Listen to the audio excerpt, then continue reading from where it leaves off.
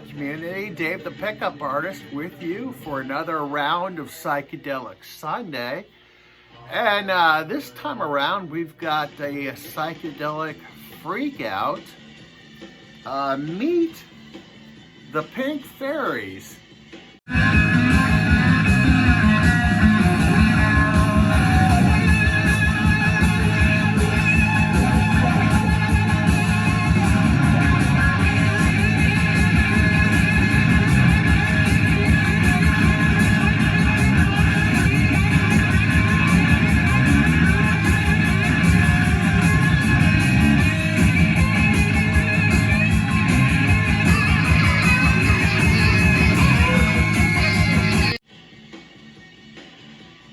This is Fuzz Freakout 1970 to 1971. It's live tracks they did for some TV shows. We've got a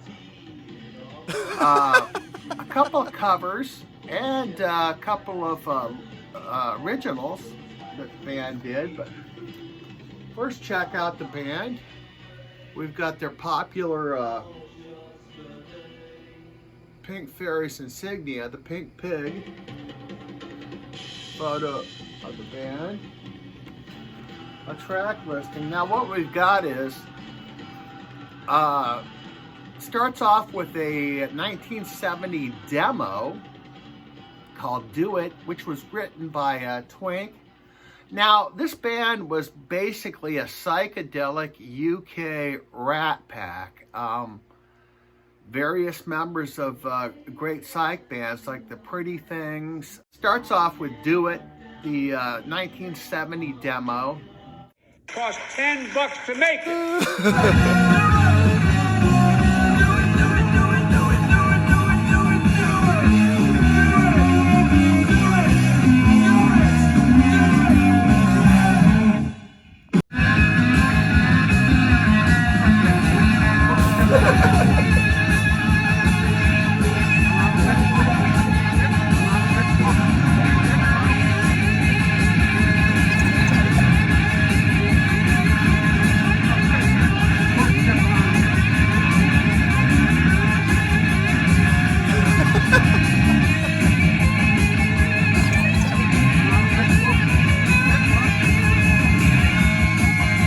Then we got a cover of Lucille, which is taken from a 1970 BBC Top Gear radio broadcast. Also from that same broadcast, they do an original called The Snake. A great track. On side B, we've got a cover of Johnny Be Good, a very rocked out cover. I think Chuck Berry would approve of this one. And my favorite track ends the album, Uncle Henry's Last Freakout. $10 to make.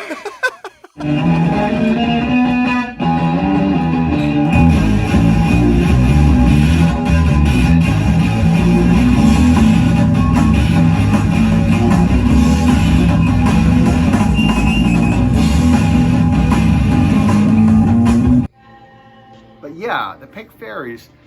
Yeah, these guys were from various bands like the Deviants and Pretty Things, and they put out a lot of albums, but it was kind of like a revolving door of, you know, it seems like every album had different musicians on it.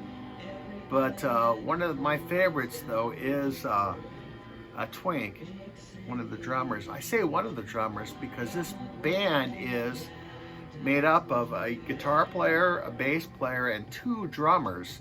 The start of it anyway, a part of the band was. Eventually I think they moved that around, but at this point they had two drummers, a bass player, and a guitar player, and it really worked. It's definitely, we've got 5 killer fuzz freakouts here from the early 70s. And yeah, Twink is a psychedelic UK legend. He's been in Tomorrow, I think the Pretty Things. Yeah, he was, We got us some guns. Yeah, he was in the Pretty Things and just all over the place. And he's still alive and giving interviews now. I just watched a channel that had an interview with him. So, yeah, and it's a little bit of a, it's hard rock though. It's like almost punk rock. I know a punk rock fan that might like this album. He likes psych and he likes punk. So, yeah, the Pink Fairies, Fuzz Freak Out. Check it out. And it also has this cool insert.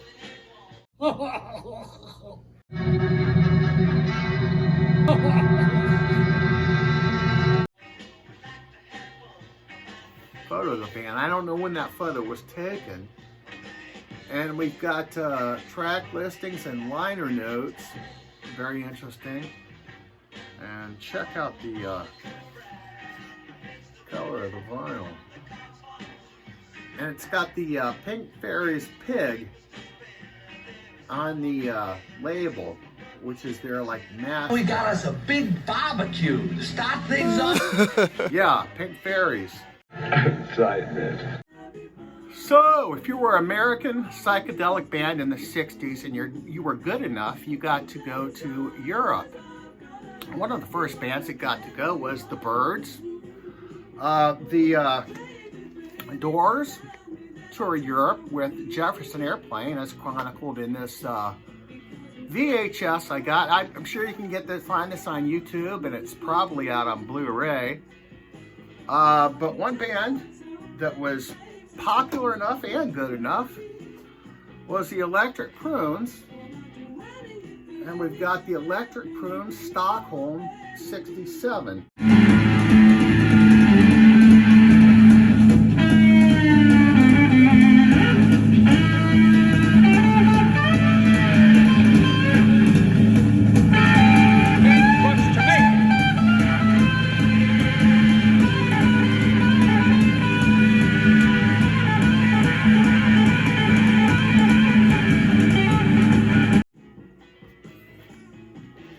Great shot of the band. They even had a photographer. Did a photo spread for these guys. Come on, man. But yeah, here's some of the other photos from the photo shoot. And up at top, there's a foreword by the photographer. Now, the tour did not go off without a hitch. They had problems. One of the problems they had was heckling. The Vietnam War was going full bore, and audiences in Europe were taking it out on bands, American bands that would perform in Europe. And there was, I think the first night they had a problem, and they had a shouting match between a heckler and I think the lead singer. And there were some birds flung. Until Donald Trump and his MAGA followers targeted and threatened them. What the hell is that shit? And other stuff. And one night in Amsterdam, they had a mini kind of riot, and they had their beloved fuzz gear ripped off, and that's was essential to their sound. But they got it back, and it started out. They landed in Heathrow in London, and it started out great. They got to meet Brian Jones. They got to smoke joints with Jimi Hendrix, and they said that he rolled joints that were about the size of bananas. Then they played Glasgow, then Amsterdam, and they had some more problems with the anti-war crowd. They had to shout down the crowd, and yeah, then we hit France, Denmark, and now we're in Sweden. What the hell is that shit?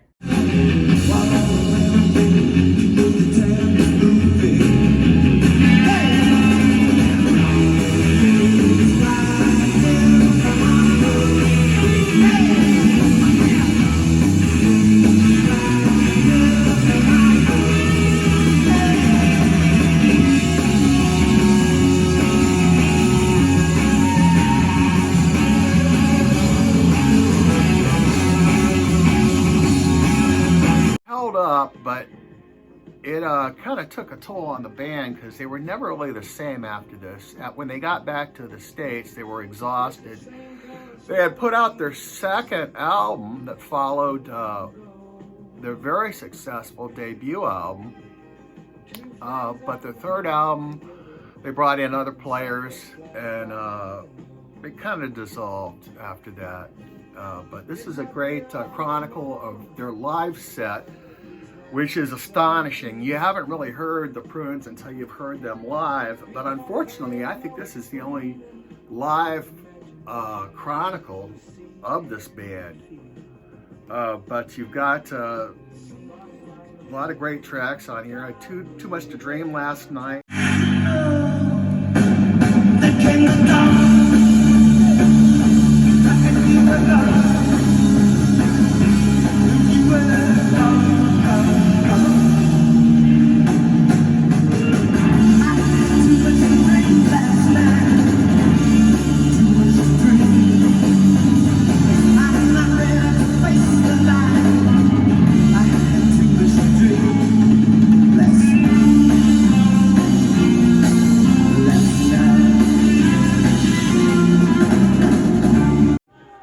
Get Me to the World on Time.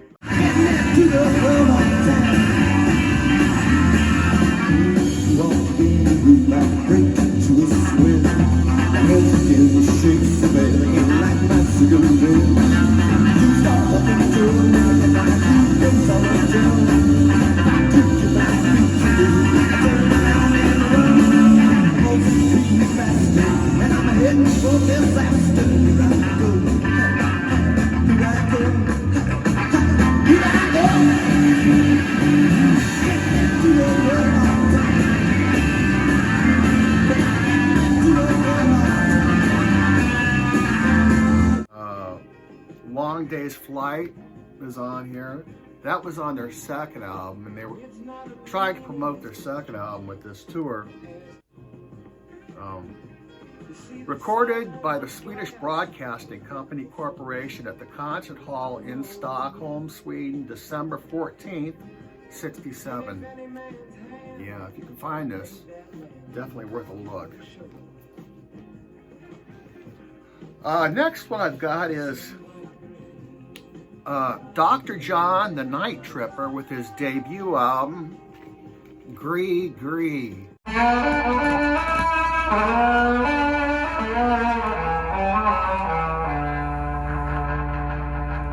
They call me Dr. Jones, known as the Night Tripper. Got my satchel of green in my hand. They were tripping up and back down the bayou. You jailhouse lawyer.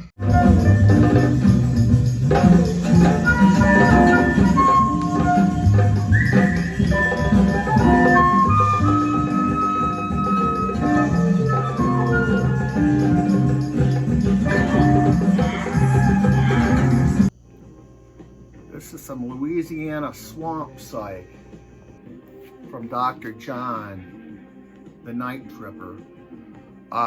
He kind of snagged that.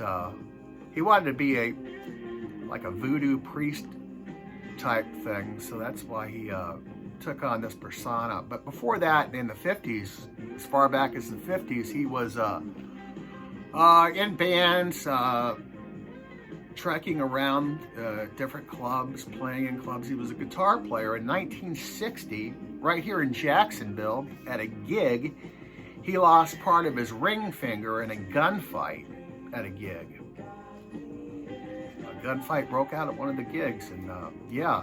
So after that, he switched to bass and piano, and ended up getting in trouble with the law. He was running a brothel. He was, I guess, a pimp. And he also was selling drugs. He was involved in drugs. I don't know if it was heroin. He would later get addicted to heroin, but that's another story. But he ended up in federal prison for about 2 years, got out in 65 and relocated to Los Angeles, where he became a session musician in the Wrecking Crew. He worked for Sonny and Cher on, I think, one of their albums, and they also had a movie that they were working on that he did incidental music for. And he put out his debut album in '68. This is, it didn't really go anywhere. It wasn't a smash, but it's very influential. It's one of the tracks on here, the last track is called I Walk on Gilded Splinters.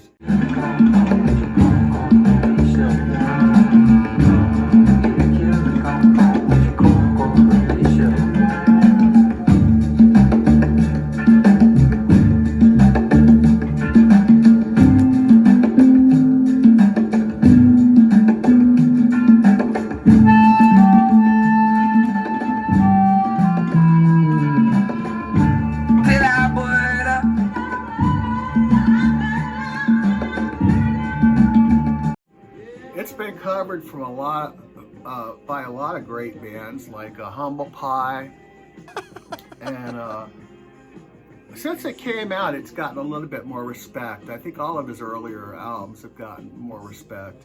And he went by John Ribenek, was his real name, John Ribenek, and he passed away 5 years ago from I believe a heart attack. He was also in Ringo's All-Star Band for a few minutes. But yeah, great album, Gree, Dr. John and Fuhrer. I love that album cover too. That's so cool. Pay out $159 billion less. Doesn't anyone realize he's dead? The next album I have is Face to Face by the Kinks, 1966.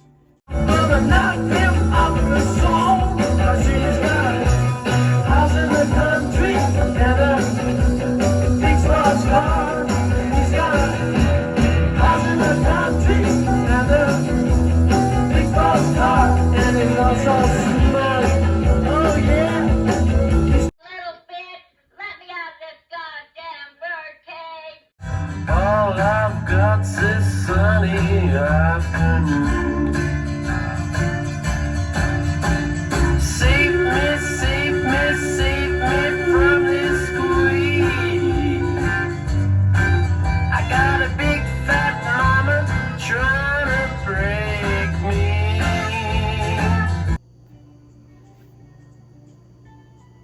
I love this front cover. Very psychedelic. I love this little character right here. And this is in mono on the Reprise label. I think that's what they call the tricolor Reprise label. And yeah, 66. We've got a combination of kind of hard rock numbers and lighter stuff. On this particular album, they brought out the organ, the psychedelic organ, which really enhances a lot of these tracks. It's used throughout, but plus you've also got some rockers. Some of my favorites on here is, one of them is a song called Session Man. $10 to make it. It's actually a song about a session musician. I'm wondering if they're talking about Jimmy Page, who famously did session work for the Kinks, supposedly.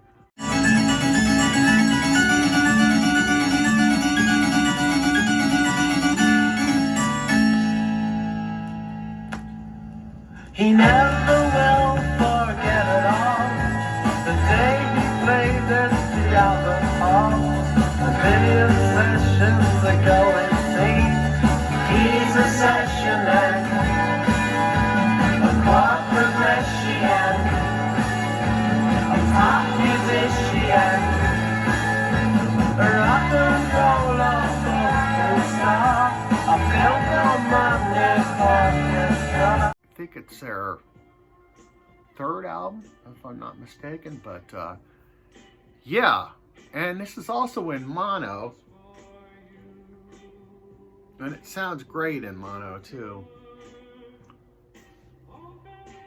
Finally, I showed this Doors live in Europe, and one of the things I like most about it is they do an interview with Grace Slick and Paul Kantner of the Jefferson Airplane, and they ask them about various things. And at one point, they were going through a street where all the fans were kind of like showering the two bands with gifts and stuff like that, most of which were drugs, reefer, LSD, and according to Grace, she would accept the gifts, and she, put them in her pocket or save them for later. But she said that Jim Morrison, when they gave him like drugs and stuff off the street, he would take them immediately, and he would, as he would walk through the street, he would take these, everything that was handed to him, he consumed. Yeah, the Doors. Check this out. I think it's got to be on Blu-ray, and if not, it's on YouTube. But very cool. I stole this from Blockbuster in the 90s. FBI, open up! And with that, I'll see you again next week. Get hot. I got hairy legs that turn turn blonde in the sun. And the kids used to come up and reach in the pool and rub my leg down so it was straight, and then watch the hair come back up again. $10 to make it. They look at it. So I learned about roaches. I learned about kids jumping on my lap. And I've loved kids jumping on my lap.